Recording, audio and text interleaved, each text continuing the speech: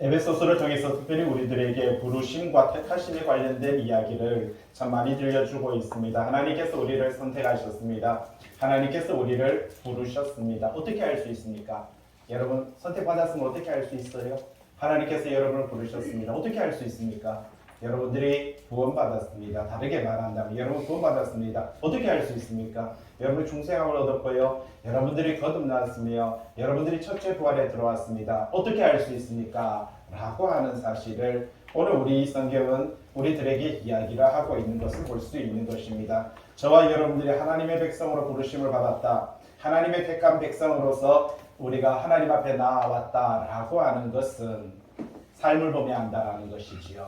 여러분 열매를 보며 그 나무를 안다라고 하듯이 그 삶이 어떠하냐에 따라서 우리는 이 사람이 부름받은 사람인지, 그리고 이 사람이 택함받은 사람인지, 이 사람이 구원받은 사람인지, 이 사람이 첫째 부활에 들어온 사람인지, 이 사람이 하나님의 자녀이고 하나님의 백성인지 뭘 보고 안다고요? 삶으로 안다라고 하는 것입니다. 그것이 4장 1절인 것입니다.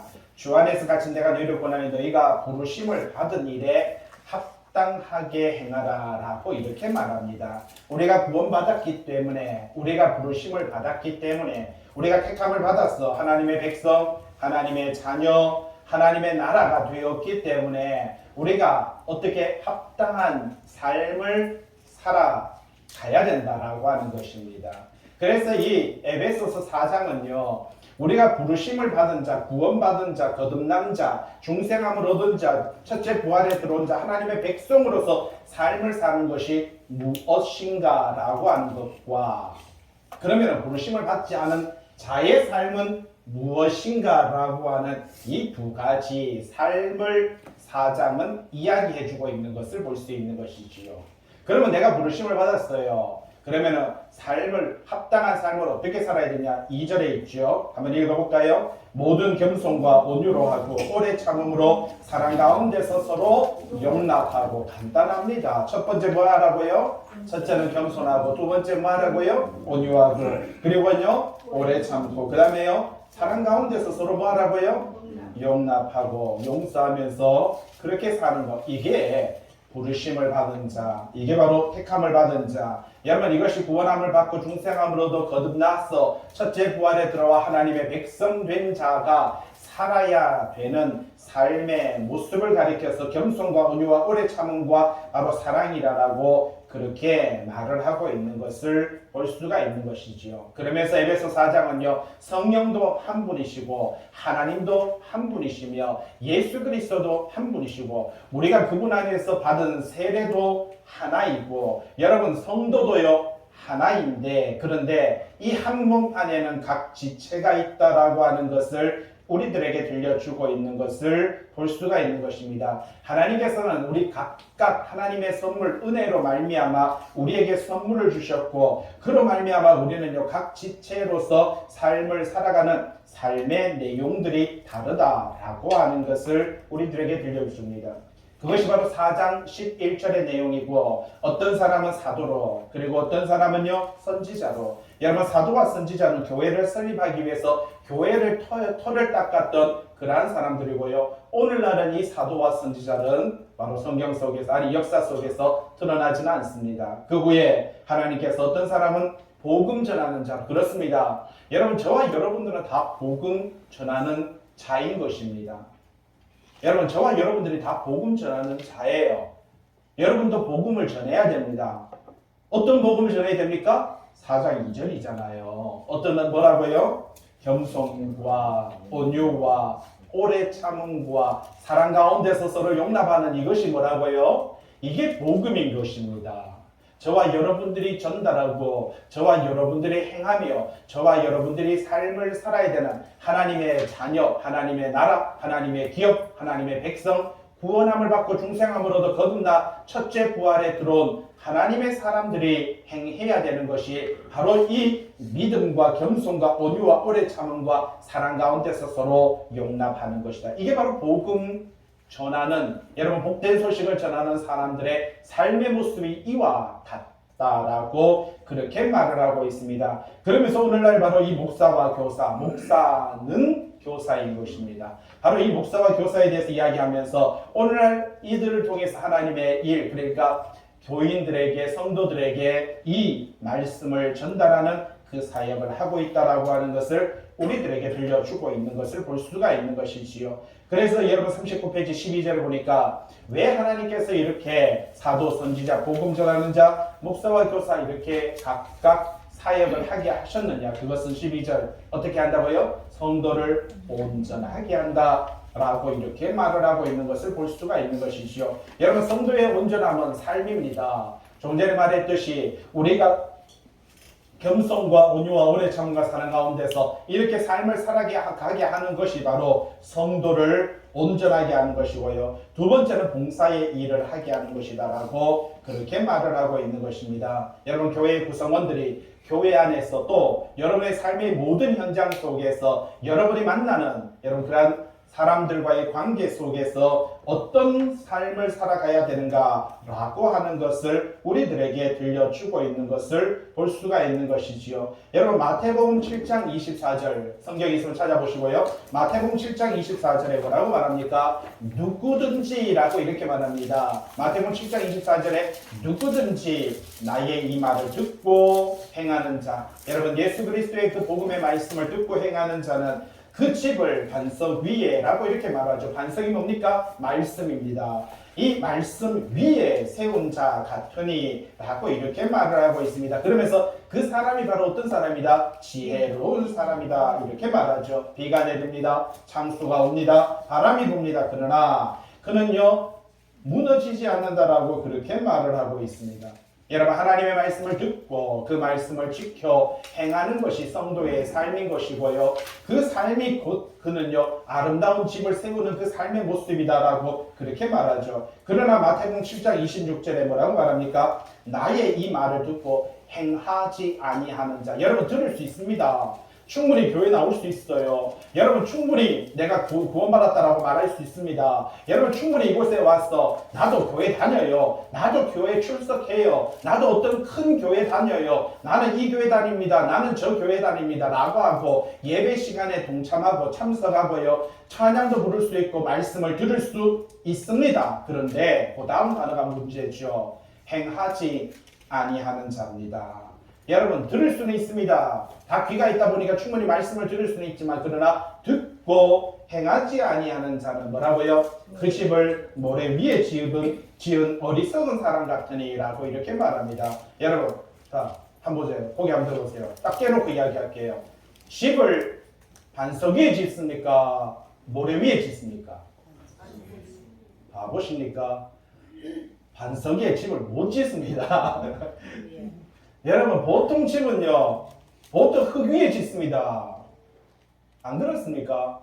그죠? 거기 콘크리트를 쳤어 반석같이 단단하게 하고 여러분 같이 기초를 할 때 우리 반석 위에다가 집을 짓는 집은요 그냥 극소수입니다. 어떻게 보면 거의 대부분의 집은 다 어디에 짓습니까? 모래 위에, 아니 모래 위에까지는 아니죠. 흙 정도 되죠. 흙집에 그 위에다가 집을 짓게 되는 것을 볼 수가 있죠. 그런데 오늘 여기서 말하면 그러면 여기서 말하는 건요 집을 짓는 이야기를 하고 있는 것이 아닙니다.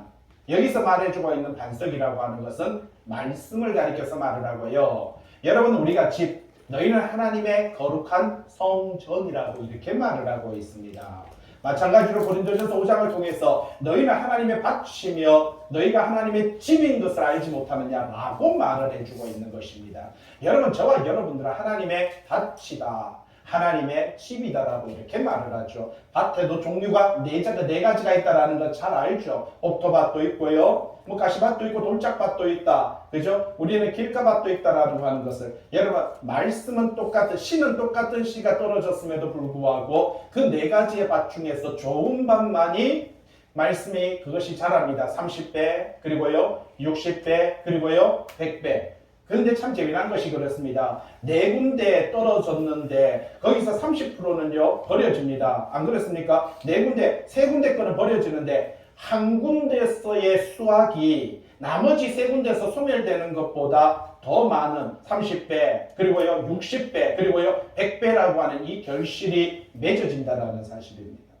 그래서 좋은 밭에 말씀이 뿌려지고 여러분 가운데서 똑같은 자리에서 똑같은 한 자리에서 하나님의 말씀을 듣지만 이 말씀이 좋은 밭이 되어 이 말씀이 나에게서 30배, 60배, 100배의 결실을 맺는 사람이 있고요. 어떤 사람은 그것이 가시덩굴에 자기가 갖고 있는 생각, 자기가 갖고 있는 자아로 말미암아 말씀을 자라지 못하게 하는 거고, 어떤 사람은요 길가밭이 되어서 여러분 햇빛이 나면 바짝 타서 결국은 여러 가지 세상적인 풍랑이 불고 세상적인 어려움이 생기면 다 사라져버리는, 죽어버리는, 여러분 이런 사람들이 존재한다라고 하는 것을 우리들에게 들려주고 있는 것이지요. 새들이 와서 또 쪼아서 먹어버린다라고 그렇게 말합니다. 내가 받았던 은혜, 내가 받았던 이 말씀이 세상적인 유혹들, 여러 가지 분노와 여러 가지 감정으로 말미암아 다 잃어버리고 놓쳐버린다라고 이렇게 말합니다. 그러나 오늘 던져진 이 말씀은요, 이 가운데서 좋은 밭이 있으며 그 좋은 밭에 하나님의 말씀은 뿌려지고요, 그 한 사람에 의하여서 다른 모든 사람이 이루어지는 것보다 더 많은 축복과 은혜가, 역사가 나타난다라고 하는 것을 성경은 우리들에게 들려주고 있는 것입니다. 그러면서 이야기하기를 성도를 온전하게 하고 봉사의 일을 한다라고 그렇게 말을 하고 있습니다. 그렇습니다. 여러분 교회도 모든 사람이 다 봉사하는 것은 아니죠. 그런데 그 소수의 사람의 봉사로 말미암아 많은 교회가 형성되고 있고요, 또 움직이고 있고 사역이 이루어지고 있는 것을 볼 수 있는 것입니다. 결국 그렇게 함으로 말미암아 어떤 일이 벌어진다? 예수 그리스도의 몸을 세우려 한다라고 그렇게 말을 하고 있는 것을 볼 수 있는 것입니다. 여러분, 그래서 저와 여러분들이 13절 우리가 다 하나님의 아들 예수 그리스도 그분을 뭐라고요? 믿는 것 그리고 아는 것에 하나가 되어 온전한 사람을 이루어 그리스도의 장성한 분량이 충만한 데까지 이르게 한다라고 이렇게 말을 합니다. 여러분, 저와 여러분들은 결국은요 예수 그리스도의 장성한 분량, 저와 여러분들은 예수 그리스도의 신부라고 이렇게 말을 하잖아요. 여러분, 신부로서 우리가 하나님 앞에 온전히 서기 위해서는요, 하나님의 백성으로 서기 위해서는 그와 같은, 그와 동급, 그와 비슷한 그렇게 성숙되어야 되는 것을 볼 수 있는 것입니다.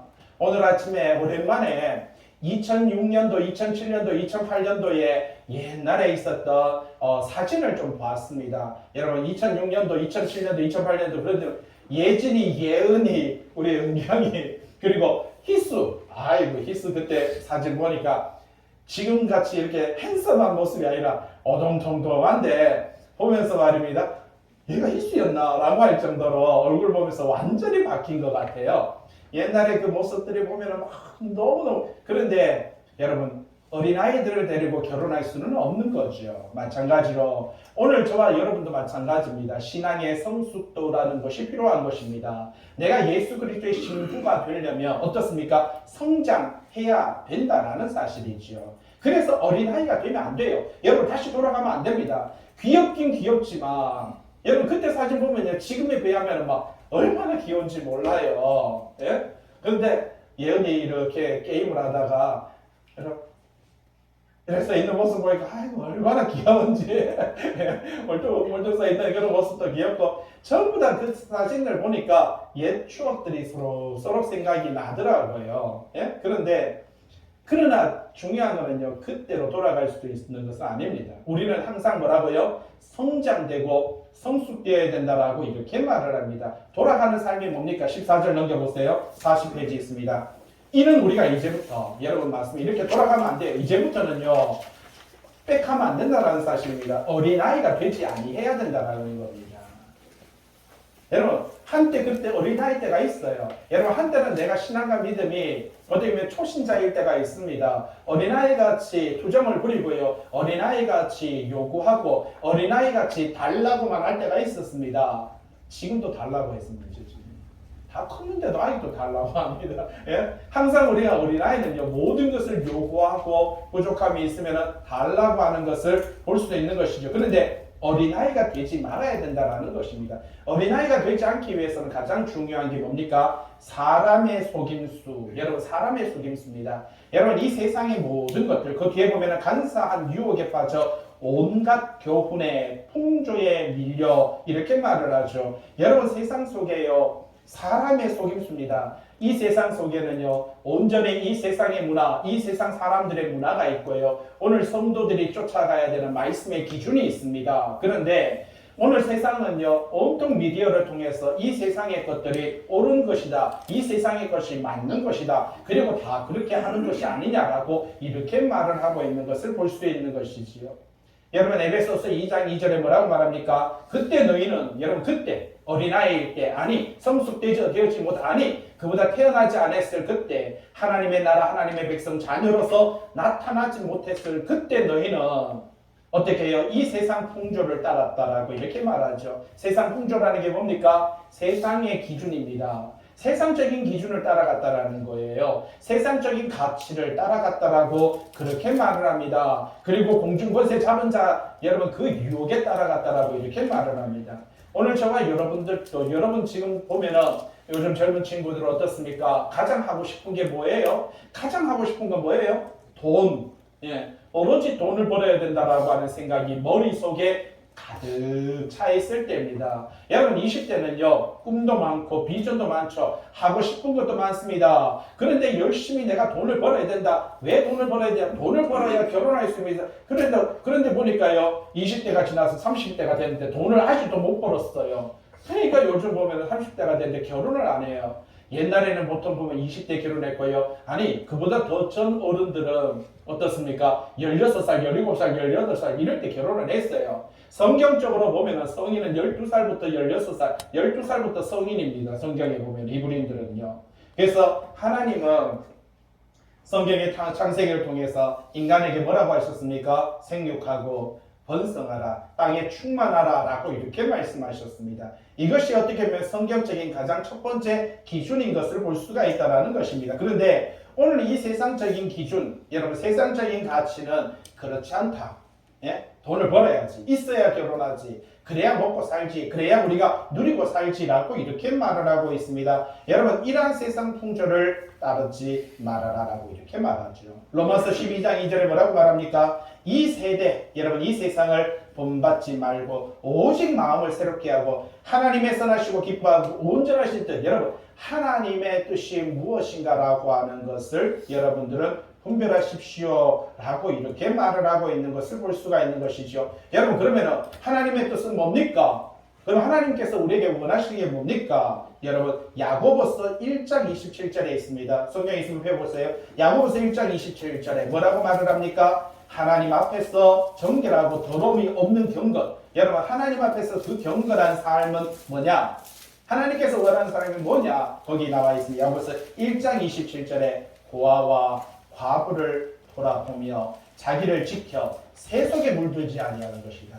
여러분, 저와 여러분들이 주변에 있는 약한 사람, 연약한 사람을 도와주고 세상적인 가치, 세상적인 기준에 물들지 아니하고 하나님의 말씀에 하나님의 뜻을 쫓아서 여러분 믿음의 삶을 살아가는 것이다라고 그렇게 말을 하고 있는 것을 볼 수가 있다는 사실이지요. 여러분 디모데전서 4장 1절, 디모데전서 4장 1절에 어떤 말씀이 있습니까? 후일에 어떤 사람들이 교회 안에 있는데 성도라고 말하는 사람, 디모데전서 4장 1절입니다. 어떤 사람들이 믿음에서 떠났다라고 이렇게 말합니다. 여러분 그들은 믿음에 떠나서 미혹하는 영, 귀신을 따르면서 그렇게 살아갔는데, 여러분 미혹하는 영을 따르고요 귀신의 교훈을 따르는데 그 다음 이야기가 기가 막힙니다. 디모데전서 4장 3절에 혼인을 금하고 어떤 음식을 먹지 말라고 할 터이다. 여러분 세상은 뭐라고 말합니까? 혼인을 금하고 어떤 세상적인 것들에 대해서 옳고 그름을 구분하지만은, 그러나 오늘 저와 여러분들은 하나님의 말씀이 우리 신앙과 우리 믿음과 우리 삶의 기준이 되어야 된다라고 그렇게 말을 하고 있는 것을 볼 수가 있다는 것입니다. 맞습니다. 여러분 40페이지 오늘 책에 14절 뭐라고 말합니까? 어린아이가 되지 말라는 겁니다. 돌이키지 말라는 거예요. 돌아가지 말라는 겁니다. 다시 한번 세상적인 풍조, 세상적인 기준으로 내 가치관을 돌이키지 말라. 그런데 어떤 사람은 믿음을 떠났어. 그리로 돌아가는 사람들이 사람들 속에 믿음 가운데 성도들 속에서 그렇게 유턴하는 사람들이 존재한다라고 이야기를 하고 있는 것을 발견할 수가 있는 것이지요. 그러면 우리는 어떻게 살아가야 됩니까? 15절입니다. 40페이지죠. 오직 사랑 안에서, 맞습니다. 저와 여러분들은 뭐 안에서요? 사랑. 여러분, 하나님께서 사랑하시는 분이 누구다고요? 예수 그리스도. 그러니까 사랑 안에서라고 하는 것은 예수 그리스도 안에서라고 말하는 것입니다. 에베소서, 빌립보서, 골로새서 통해서 말입니다. 사도 바울이 가장 많이 강조하는 단어가 뭐라고요? 예수 그리스도 안에서라고 하는 것입니다. 마찬가지로 그분의 사랑 안에서, 여러분 우리는 예수 그리스도 안에서 어떻게 하라고요? 참된 것을 하여라고 그렇게 말을 하고 있는 것을 볼 수 있습니다. 여러분, 참된 것이 어떤 것입니까? 무엇이 옳고 그름인가 라고 하는 것을 살펴볼 필요가 있는 것이지요. 여러분, 우리는 삶을 살아가면서 참된 삶을 살아가야 된다. 갈라디아서 5장 22절에 열매가 있다고 했죠. 성령의 열매는 뭐라고 말합니까? 사랑, 희락, 화평, 오래 참음, 자비, 양성, 충성, 온유와 절제다라고 이렇게 말합니다. 좀 전에 처음 이야기했듯이 여러분 부르심을 받았음을, 여러분 택함을 받았음을, 하나님의 자녀 됐고 구원받았음을, 우리가 거듭났음을, 여러분 첫째 부활에 들어와 하나님의 나라의 백성으로 살아감을 어떻게 알 수가 있습니까? 열매를 보면 알 수 있습니다. 그 성경의 열매, 사랑을 하고요, 여러분 늘은자라 기뻐하고요, 여러분 화평하며 오래 참고 자비하고 양성과 충성과 온유와 절제의 삶을 살아가면 여러분 하나님의 백성이 된다라고 하는 것을, 그것이 부름받고 구원함을 받은 사람의 삶의 모습이다 라고 이렇게 말하죠. 15절 말씀에 사랑 안에서 뭘 하라고요? 참된 것. 여러분 참된 것이 뭡니까? 옳고 올바른 것이 뭡니까? 내가 행하여야 되는 것들이 어떤 것이냐라고 하는 것입니다. 그래서 이렇게 참된 것을 할 때 그렇습니다. 이렇게 참된 삶, 옳고 그름에 여러분 이렇게 삶을 살아갈 때 우리는 범사에, 여러분 범사라고 말합니다. 여러분 교회 안에서도 자라야 되고요, 세상 가운데서도 자라야 되는 것입니다. 항상 우리는 하나님 앞에서 그에게까지, 예수 그리스도에게까지 뭐라고요? 자라가야 된다라고 말을 합니다. 그는 누구예요? 우리의 머리 되시는 예수 그리스도다라고 이렇게 말을 합니다. 동그라미 3번 한번 볼까요? 15절에 뭐라고 말합니까? 우리 그리스도인들의 성장의 목표, 여러분 우리가 성장해야 되는 목표, 우리가 성장해야 하는 척도는요 예수 그리스도다라고 이렇게 말을 합니다. 그래서 예수 그리스도를 닮아야 되는 것이고요, 예수 그리스도의 충만한 분량까지 우리가 성숙해 가야 된다라고 하는 것을 말을 해주고 있다라는 사실입니다. 밑에 관주가 있죠. 마태복음 5장 48절입니다. 그러므로 하늘에 계신 너희 아버지의 온전하신가 같이 너희도 뭐하라고요? 온전하라. 여러분 온전하세요. 참된 것을 쫓아가세요. 옳고 그름에서 옳은 것을 생각을 하세요. 내 삶이, 내 행동이, 여러분 이 예배 자리나 아니면 내가 살 가정에서나 내 모든 직장에서나 여러분 옳고 그름에서 옳고 참된 것, 여러분 그것이 무엇인가 여러분 스스로가 선택하고 택하는 것입니다. 그것이 바로 좁은 길이며 그것이 바로 넓은 길인 것입니다. 여러분 내가 어떤 길을 선택하냐, 내가 하고 싶지 않은 것도 행하는 것이, 그게 바로 뭐예요? 좁은 길이 된다라는 사실이지요. 마태복음 11장 29절에 나는 마음이, 예수님께서 말합니다. 나는 마음이 뭐하다고요? 온유하다, 겸손하다, 나의 멍에를 베고 내게 배워라 라고 이렇게 말합니다. 나의 멍에, 그분의 말씀을 보고 우리가 매고 말입니다. 그분의 말씀을 배워가야 되는 것이지요. 그럴 때 너희 마음이 쉼을 얻으리라. 그 말씀을 가지고 있을 때 우리는요 쉼이 있습니다. 안식이 있습니다. 왜? 세상적인 것은요 끊임없이 우리에게 돈이라고 하는 것을, 여러분 물질이라고 하는 것을 그러면서 불안해하게 합니다. 초조하게 합니다. 따라가지 못하면, 1등이 되지 못하면 늘 뒤처진다고 말을 합니다. 그래서 우리는 항상 기도도 어떻게 합니까? 항상 머리가 될지언정 꼬리가 되지 않게 해달라고 그렇게 기도합니다. 그러면 도대체 꼬리는 누가 됩니까? 다 머리만 생기면 어떡합니까? 예? 오늘 여러분 몸에 대한 이야기가 계속해서 나오는데 16절, 그에게서 온 몸이 각 마디를 통하여 라고 말하죠. 여러분 보세요. 그 예수 그리스도에게서 온 몸, 성도는 바로 이렇게 몸이다라고 이렇게 말을 하고 있습니다. 그런데 각 마디, 목회자들이죠. 목사들입니다. 여러분 성도들은요 목사들을 통해서 도움을 받고 닿고 연결되고요. 결합되어서 각 지체, 여러분 각자의 지체의 분량대로 여러분 역사한다. 삶을 살아갈 수 있게 하는 것입니다. 여러분들이 말씀을 듣고 말씀을 배우고 그렇게 행할 수 있도록 여러분 그 마디의 역할이 중요하다라고 하는 것을 말을 해주고 있는 것이지요. 여러분 마디를 통해서 성숙되는 것입니다. 마디를 통해서 힘을 얻는 것이고요. 마디를 통해서 에너지를 얻게 되고요. 마디를 통해서 여러분들은 자라게 된다라고 하는 것을 말해주는 것이지요. 그 몸을 자라게 하며 사랑 안에서 스스로 세우느니라라고 그렇게 말을 하고 있는 것을 볼 수 있는 것이죠. 로마서 12장 4절 말씀 있습니까? 성경에 있으면 찾아보시고요. 로마서 12장 4절 말씀 우리가 12장 4절입니다. 우리가 한 몸에 많은 지체를 가졌으나 모든 지체가 같은 기능을 가진 것은 아니라라고 이렇게 말하죠. 여러분 한 몸에 뭐라고 말합니까? 많은 지체를 가졌습니다. 그렇지만 모든 지체가 같은 지체 바로 기능을 가진 것은 아니다라고 이렇게 말을 합니다. 맞습니다. 오늘 저와 여러분들은 교회 안에 우리가 신앙 안에 믿음 안에 삶을 살아간다라는 것은요 예수 그리스도 안에서 많은 지체인 것입니다. 그런데 우리가 각 지체로서 어떻게 삶을 살아가느냐 거기서 보면 로마서 12장에 계속해서 뭐라고 말합니까? 예언하는 자는 예언하는 일로 섬기는 자는 섬기는 일로 가르치는 일과 위로하는 일과 구제하는 자는 성실함으로 다스리는 자는 부지런함으로 긍휼을 베푸는 자는 즐거움으로 하라라고 그렇게 말을 하고 있는 것을 볼 수 있는 것이지요. 맞습니다. 오늘 저와 여러분 여보세요. 보면은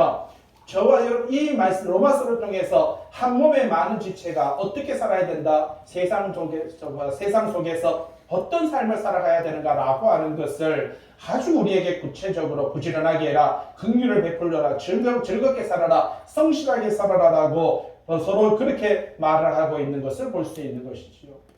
여러분 고린도전서 12장에도 있어요. 고린도전서 로마서 뒤에 보면은 고린도전서 12장 27절에 너희는 그리스도의 몸이요 라고 이렇게 말하죠. 여러분들은 그리스도의 뭐라고요? 몸입니다. 여러분 지체의 각 부분이라 라고 그렇게 말을 합니다. 그래서 예수 그리스도의 몸이며 각 지체의 한 부분이다. 그래서 그곳에는요 사도와 선지자와 교사, 능력 행하는 자, 병 고치는 은사, 서로 돕는 것, 다스리는 것까지 여러분 서로 돕는 것도 믿음도 하나님의 은사이며 그것이 곧 우리 지체로서 각자 우리가 받은 재능을 활용하는 것이다라고 이렇게 말하죠. 여러분 그런데 12장이 끝나는 시점에 뭐라고 말합니까? 더 큰 은사를 뭐 하라고요? 사모하라 그러면서 13장 넘어가죠. 고린도전서 13장이 어떤 장이에요?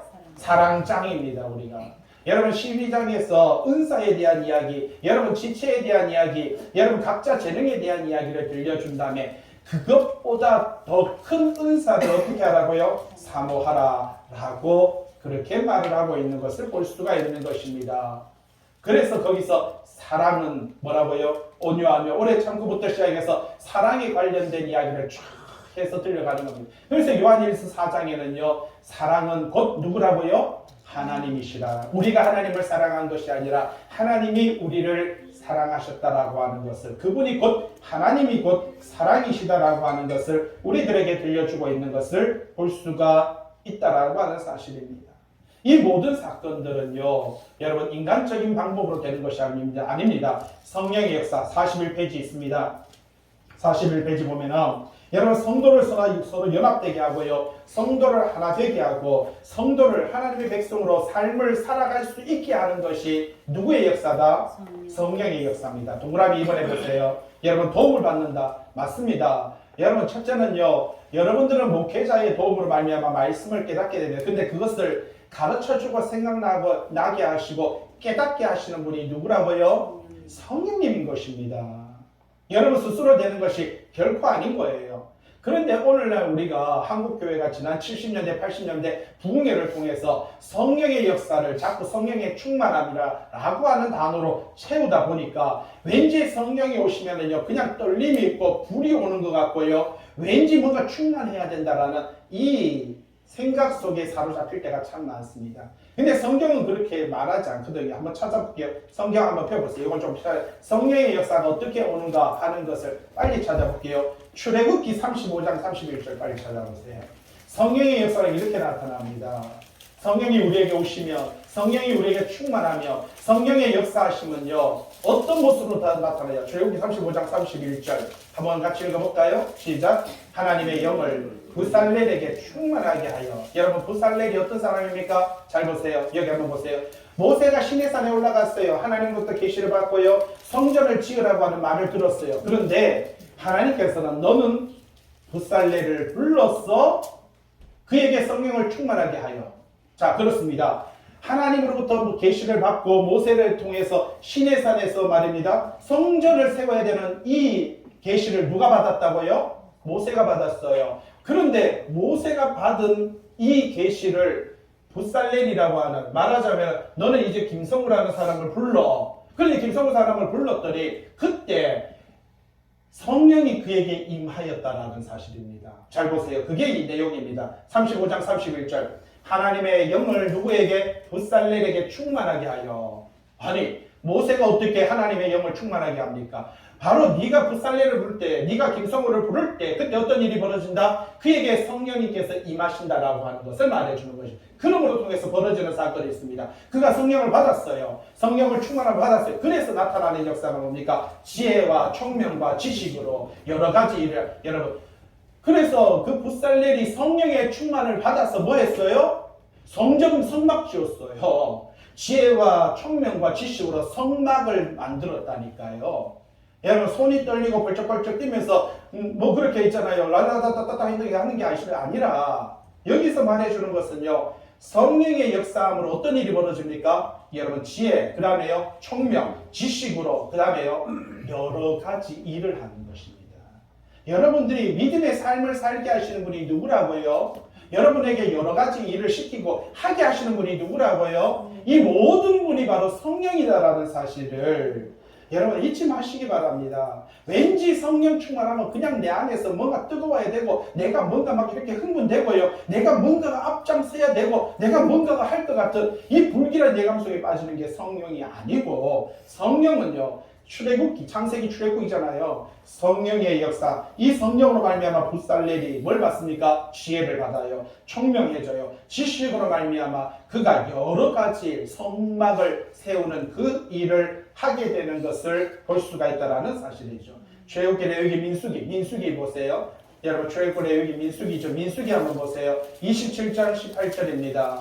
모세가 눈의 아들 여호수아를 부르는데 여러분 거기 보면 눈의 아들 여호수아는 그 안에 영이 머무는 자라 이렇게 말합니다. 여러분 눈의 아들 여호수아 모세의 종이었죠. 그런데 눈의 아들 여호수아에게 뭐가 머문다고요? 영이, 성령이 머물렀다. 그래서 성령이 머물렀어요. 그래서 여호수아가 뭐 할게요? 순종. 맞습니다. 뭐 할게요? 모세가 시내산 가면요 거기에서 딱 지키고 앉아가지고 백성들이 못 올라도록 그대로 딱 지키고 있었고요. 모세가 말입니다. 성막 안에 들어가면 바깥에서 기다리고, 모세가 성막에서 나와가 성전에 나서 자기 텐트로 가면요 여호수아는요 그 성전을 딱 지키면서 항상 뭐 했어요? 순종했습니다. 성령이 임하였고 그는 뭐 했다고요? 순종했다라는 사실입니다. 순종의 삶을 살아간 것이 이 눈의 아들 여호수아가 했던 삶의 내용이에요. 그런데 그에게 뭐가 임하였다? 성령이 임하였다라고 이렇게 말합니다. 민수기 다음에 신명기 있죠. 신명기 34장 9절 말씀. 신명기 34장 거기 보면 모세가 눈의 아들 여호수아에게 안수하였으므로. 여러분 모세가 눈의 아들 여호수아에게 안수하니까 34장 9절에 신명기 34장 9절에 뭐라고요? 그에게 무슨 영이 임했다고요? 지혜의 영이 충만했다라고 말합니다. 그래서 그는요 이스라엘 백성을 이끄는 지도자가 되고 리더자가 되는 것을 볼 수가 있는 것입니다. 성령은요 우리가 하나님의 말씀대로 살아갈 수 있도록, 여러분 그렇게 지혜와 지식과 총명의 삶을 살아갈 수 있도록, 옳고 그른 것을 구분할 수 있도록 무엇이 옳은지 지금도 여러분의 성령은요 여러분 안에서 여러분에게 가르쳐주고 있습니다. 그런데 우리 스스로가 그것을 거부하는 것뿐이지요. 성령은 항상 우리에게 말을 해주고 있는 것입니다. 사도행전 신약 성경으로 본다면은요, 요한복음 보면은 요한복음 14장 26절에 보혜사 성령 그가 너희에게 모든 것을 가르치고 생각나게 한다라고 이렇게 말합니다. 요한복음 14장 26절. 보혜사 성령 그분이요 여러분들에게 뭐라고요? 모든 것을 가르쳐 주시고 생각나게 하신다. 요한복음 16장 13절 뭐라고 말합니까? 진리의 여러분 말씀의 성령이 오시면 그가 너희를 뭐라고요? 진리 가운데, 그러니까 말씀 가운데로 인도하시느니라. 여러분 성령님은 여러분들에게 지혜와 지식과 총명과 말씀으로 여러분들 인도하고 여러분들이 순종하게 하며 여러분들이 어떤 믿음의 삶을 살아갈 수 있도록 그렇게 만들어준다라는 사실입니다. 그것이 오늘 에베소서 1장 13절에 약속의 성령이 오시면 우리에게 인치심을 받았다. 여러분 인치심을 받았다라는 뜻이 뭡니까? 그게 바로 마찬가지로 구원받았다, 중생함을 얻었다, 첫째 부활에 들어왔다. 이게 바로 인침을 받았다라는 거예요. 하나님의 자녀, 하나님의 백성 되었다라고 하는 것을 가르쳐주고 있다라고 하는 사실입니다. 오늘 그 성경을 우리에게 말을 해주고 있다라는 것이지. 성경책에 있으면 로마서 8장 9절 한번 볼까요? 로마서 8장 9절입니다. 로마서 8장 9절 말씀. 찾아서 한번 읽어볼까요? 로마서 8장 9절 시작. 만일 너희 속에 하나님의 영이 거하시면 너희가 육신에 있지 아니하며 영에 있나이니 누구든지 그리스도의 영이 없으면 그 그리스도의 사람이 아니라. 누구든지 거기서 한번 읽어볼게요. 시작. 누구든지 그리스도의 영이 없으면 그리스도의 사람이 아니라. 정말 귀한 말씀이시죠. 그리스도의 성령이 없으면은요 뭐라고 말합니까? 그리스도의 사람이 아니라. 여러분 어떤 영에 의하여 움직이고 계십니까? 성령에 의한 삶이 되어야 되는데 여러분 우리는 보면요 세상 풍조를 따른다라고 할 때 좀 전에 에베소서 2장 2절에 뭐라고요? 공중 권세 잡은 자를 따르고 불순종하는 아들들 가운데 역사하는 영이다. 여러분 귀신의 영, 마귀의 영이다라고 이렇게 말합니다. 어떤 사람은 세상의 풍조를 따르는 사람은요 마귀의 영에 의하여 움직이는 사람이고요.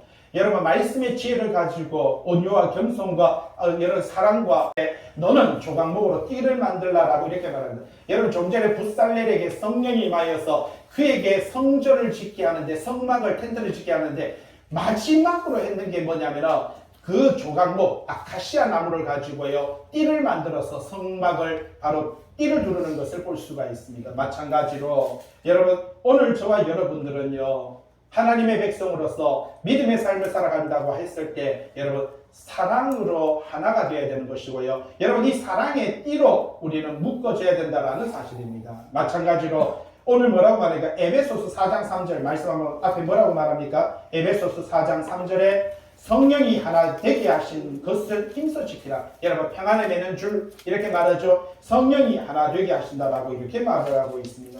사랑으로 하나 되어야 되는 것이고요. 성령으로 하나가 되어야 된다라고 하는 사실을 우리는 분명히 기억하며 하나님의 백성, 믿음의 백성으로 하나님의 교회를 세우고 이 교회로서 또한 성도로서 삶을 살아가는 하나님의 백성 되시길 주님의 이름으로 부탁을 드립니다. 기도합니다.